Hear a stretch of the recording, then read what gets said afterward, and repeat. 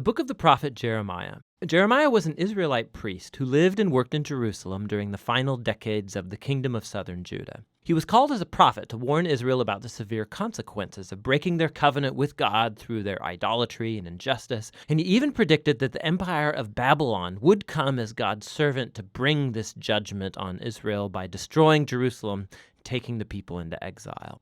And sadly, his words became reality. Jeremiah lived through the siege and destruction of Jerusalem and witnessed the exile personally.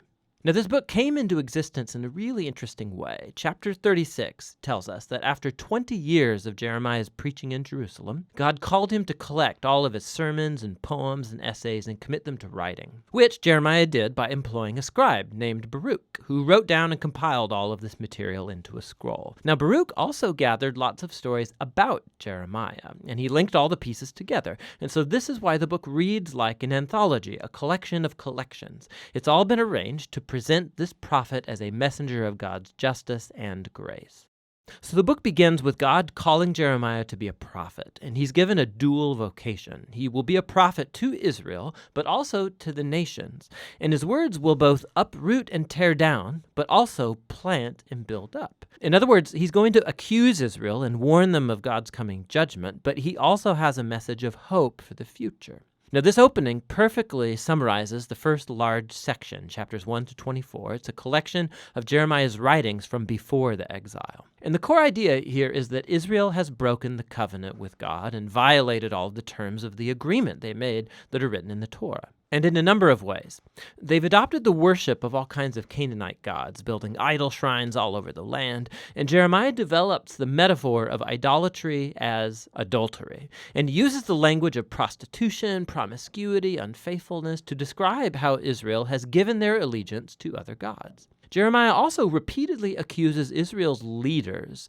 The priests, the kings, the other prophets have all become corrupt. They've abandoned the Torah and the covenant, which has led to a tragic result: rampant social injustice. The most vulnerable people in Israelite communities, the widows, the orphans, the immigrants, were all being taken advantage of in clear violation of the laws of the Torah, and Israel's leaders didn't even seem to care.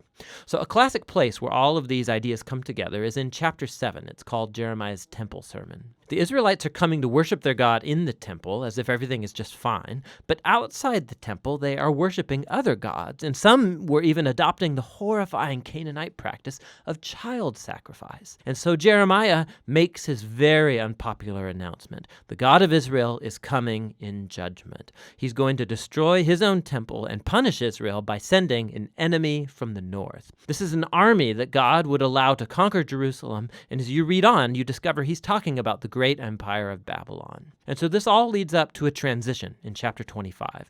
Israel hasn't turned back to their God, and so in the first year of Babylon's new king, Nebuchadnezzar, God tells Jeremiah to announce that the Babylonian armies are headed for Israel and all of its neighbors to conquer them and take them into exile for 70 years. He compares Babylon to a cup of wine filled to the brim with God's just anger at all of Israel's injustice and idolatry, and God will make Israel and the nations drink from this cup.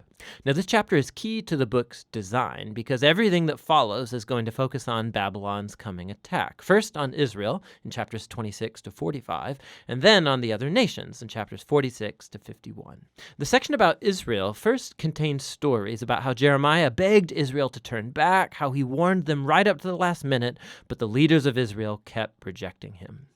This section concludes with a large collection of stories about how Jerusalem was under siege and eventually destroyed by Babylon, and about how Jeremiah was persecuted all through that time and eventually kidnapped and taken against his will to Egypt by a group of Israelite rebels. Now, right here in the middle, in between all of these dark stories of disaster and judgment, is a collection of Jeremiah's messages of hope for Israel's future. So he picks up on Moses' prediction that after Israel had broken the covenant and gone into exile, see Deuteronomy 30, God would not abandon his people. Rather, he would renew his covenant with them and transform their hearts.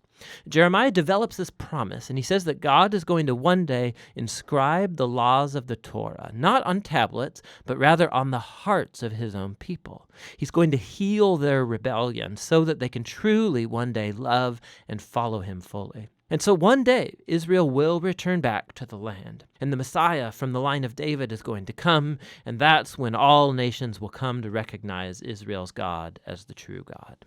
So these chapters are showing that despite Israel's apostasy, God is not going to let Israel's sin get the final word. Rather, his own faithfulness will bring about the fulfillment of his promises, no matter what.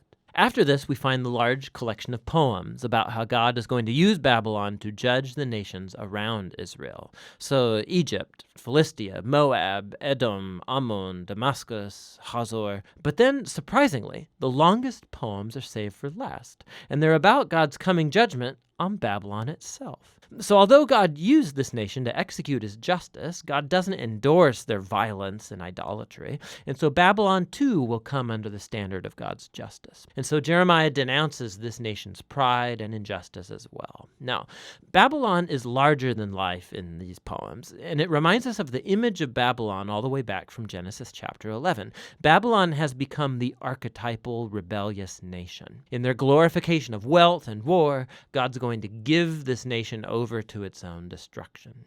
The book concludes with a story taken from the end of the book of 2 Kings. It tells about Babylon's final attack on Jerusalem, how they destroyed the city walls and burned the temple and took the people into exile. The story shows how Jeremiah's warnings of judgment from chapters 1 through 24 were fulfilled. But then the chapter ends with a short story about the captive Israelite king Jehoiakim. He's heir to the line of David. And the king of Babylonian releases him from prison and shows him favor by inviting him to eat at the royal table for the rest of his life, and the book ends.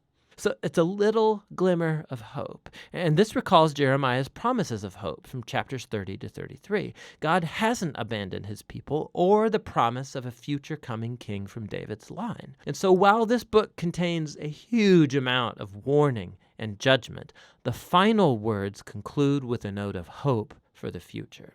And that's what the book of Jeremiah is all about.